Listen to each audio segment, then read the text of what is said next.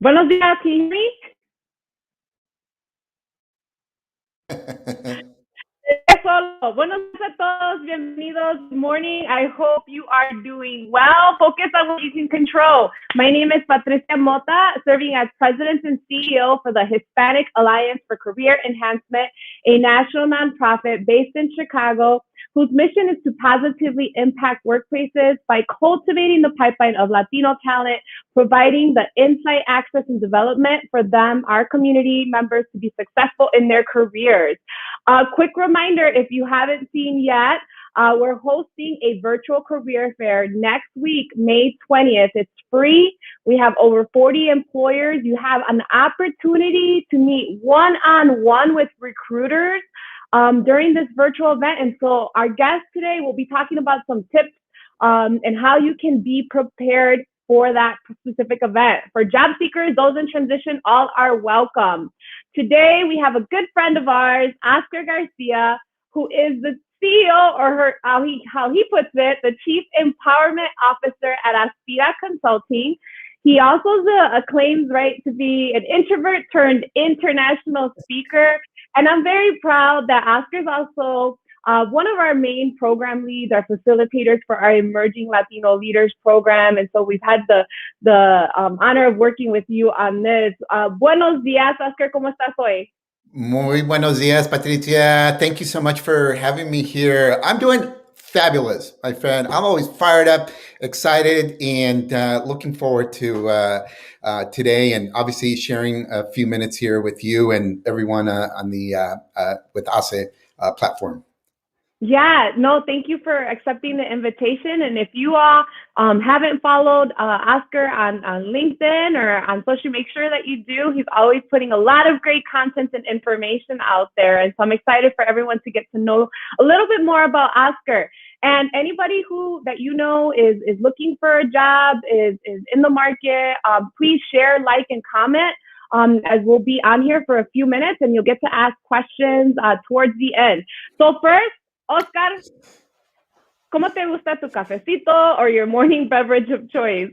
Yeah. Well, first of all, you know what? One of my favorite coffees is actually Café Bustelo. It just has the right mix of, not too strong, not too weak, but just right down the middle. And yeah, in fact, that's what I have actually right now because I'm on the West Coast, so it is 8 a.m. My time here.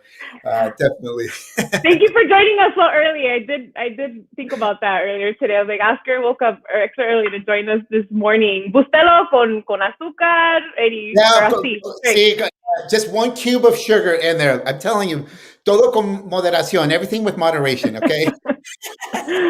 I know we have a lot of fans of Bustelo out there as well. Always something different. I love asking that question. So, Oscar, we have folks tuning in, all walks of life, right, that are listening. We have those that are early on in their careers, those that have been in their careers for, well experienced.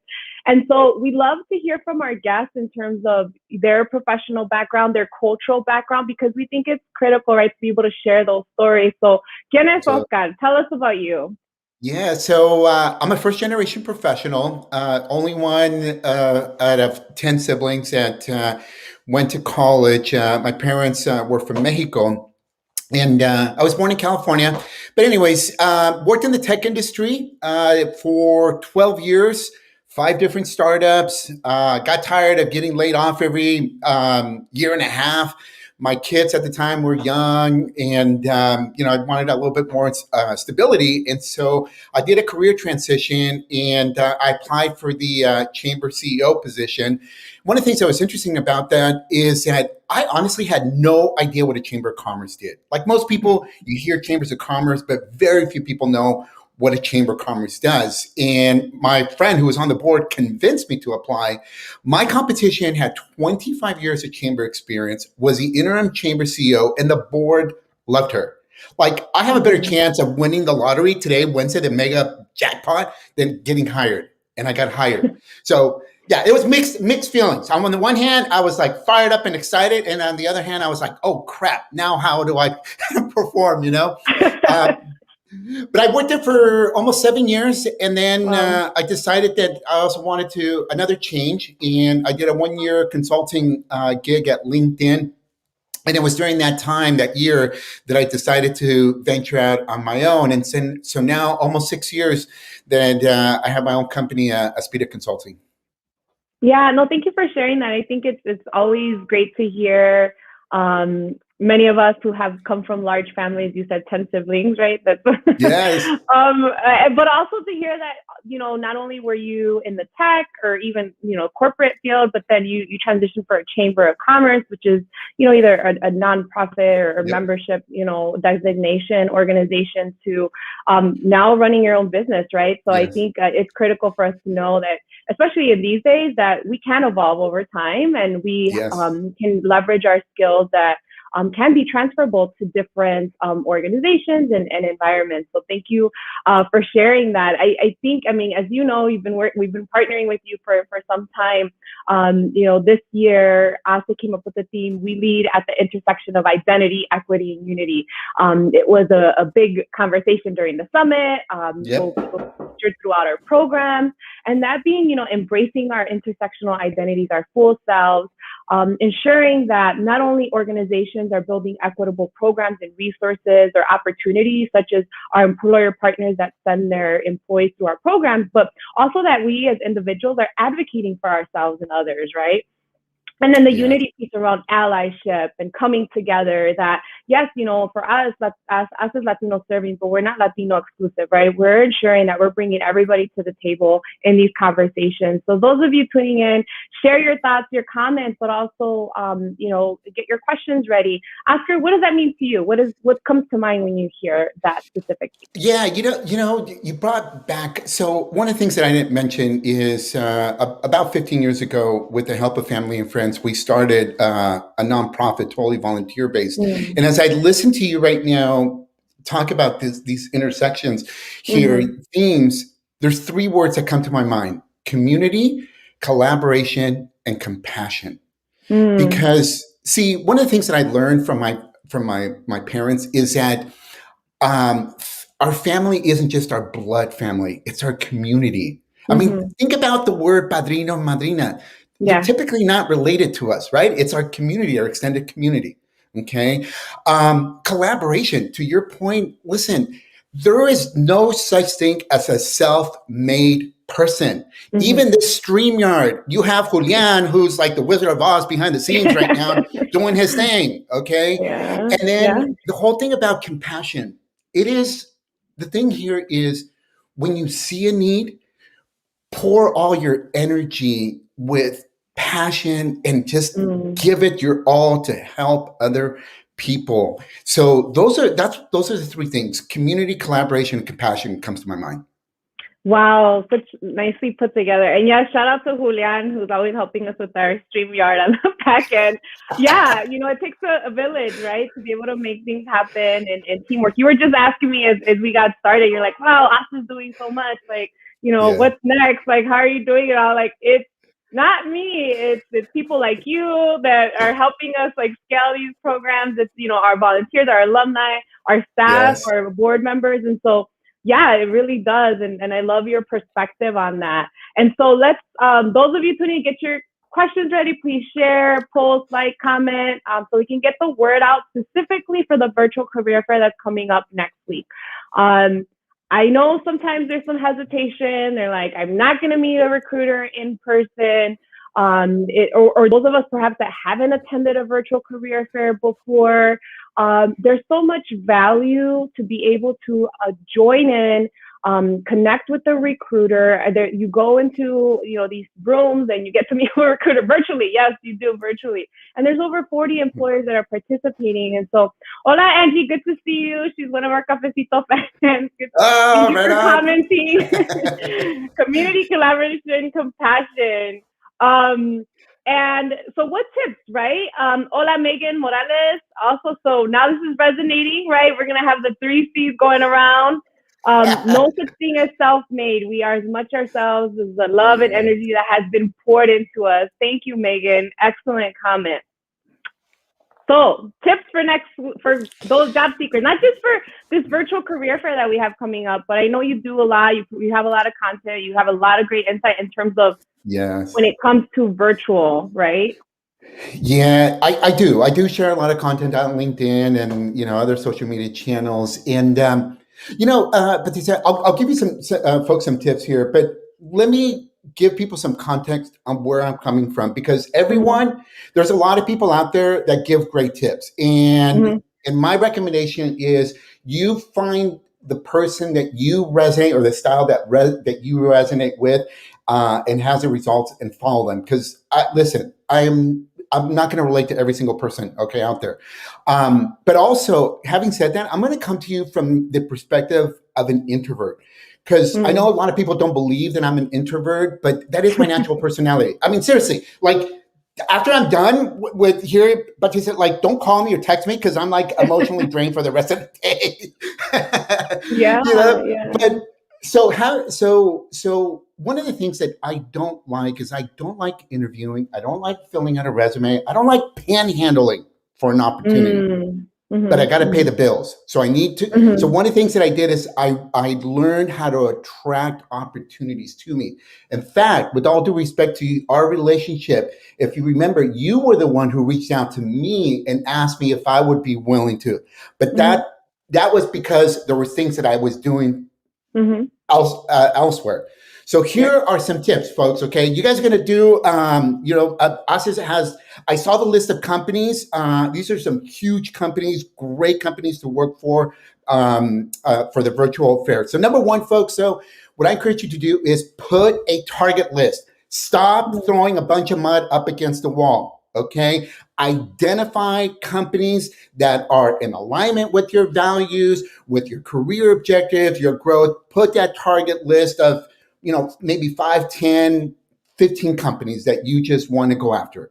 Number two, is that go onto the link to LinkedIn and go to your university's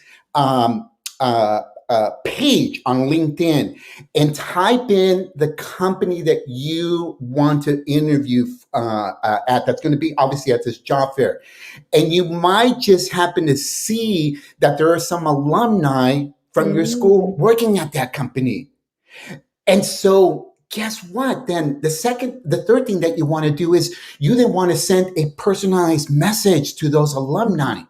Why do I tell alumni? Because as an introvert, right? Like if I don't know Patricia and we're not alumni, like I'm like, I don't know, what do I say to Patricia, and stuff. But if it's an alumni, there's almost 100% guarantee that they're going to accept your invitation to connect, because we have something in common. Okay. And so once you sent that personalized message, remember I said personalize it. Okay. Most of you don't even personalize your message. Okay. The fourth thing to do is reach out to those that have accepted, obviously, your invitation to connect on LinkedIn, and see if you can schedule a 10 or 15-minute informational interview. Tell them, hey, listen, this is what's going on in my life right now. I got laid off or whatever, or I'm looking at career transition. There's a job fair that HACE is putting together. I see your company's there. Can we, I just want to ask you some questions about what it's like to work there. Something like that. Number 5, is follow that company all over on social media. And research them. Really understand the industry they're in, obviously the company, and the position. Industry, company, and position. Why? Because most of you go in there just trying to understand what the role is. What if the company, during the pandemic suffered a downturn and now coming back up? Or what if it was Zoom and they like boom during the pandemic? Like, don't you want to have that information so that you can really have a good perspective during the interview? And then lastly, and this is a little going to take more time and effort, okay? But everything that I'm telling you is going to lead to this.